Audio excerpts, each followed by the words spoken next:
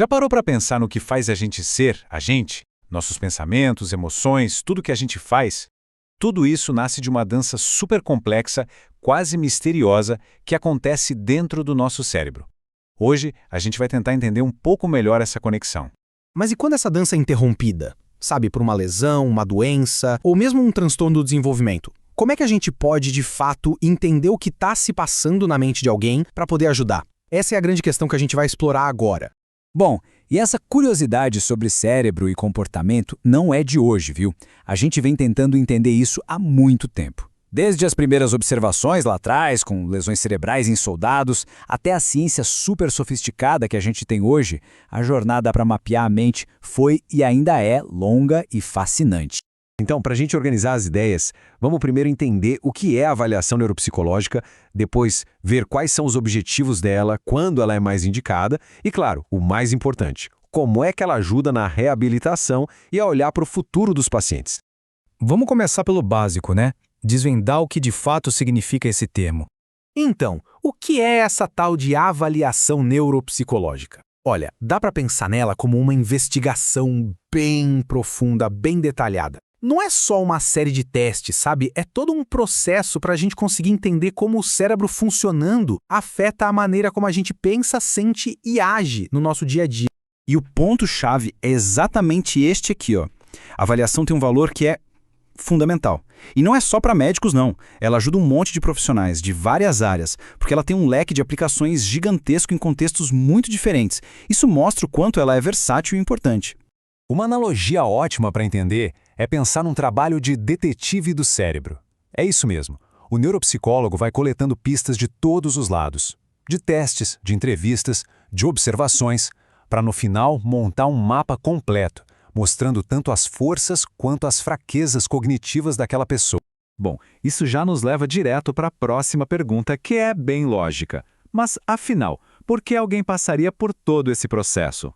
Então os objetivos são muito claros e práticos. Primeiro, o auxílio diagnóstico. Ele ajuda, por exemplo, a diferenciar condições que têm sintomas parecidos, o que pode economizar um tempo e recursos preciosos, né? Também orienta o tratamento e o planejamento da reabilitação. Em alguns casos mais específicos, como certas epilepsias, pode até ajudar a decidir se uma cirurgia é o melhor caminho. Uma decisão com impacto gigantesco na vida da pessoa. E por fim, tem um papel super importante em perícias legais. E aqui tem uma coisa fundamental para a gente entender. A avaliação não serve só para achar problema. Como o próprio material diz, quando a gente mapeia os recursos e as dificuldades de alguém, isso permite orientar a psicoterapia mais adequada. Ou seja, a ideia é identificar os pontos fortes que podem ser usados como base para a recuperação. É um olhar construtivo. Certo. Então a gente já sabe o que é e por que é feita.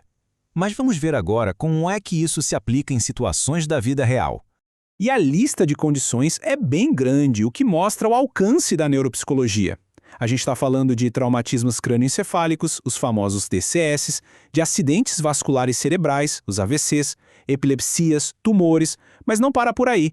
Entram também os transtornos do desenvolvimento, como o TDAH, as demências e até os efeitos de exposição a substâncias tóxicas. E olha só que exemplo específico, mas muito importante. A avaliação também é indicada quando aparece uma queixa cognitiva ou uma mudança de comportamento mesmo depois de um quadro psicótico já ter se estabilizado. Isso ajuda a entender o que é um efeito da condição e o que pode ser uma coisa nova, sabe? Ajuda a clarear as coisas.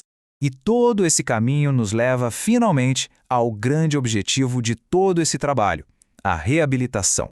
A aplicação mais nobre desse conhecimento todo é exatamente essa: usar a avaliação para guiar programas de reabilitação e habilitação. A reabilitação busca recuperar o que foi perdido. Já a habilitação, desenvolver competências que talvez nunca tenham se formado por completo. E nos dois casos, o foco é sempre na vida real, na funcionalidade do dia a dia.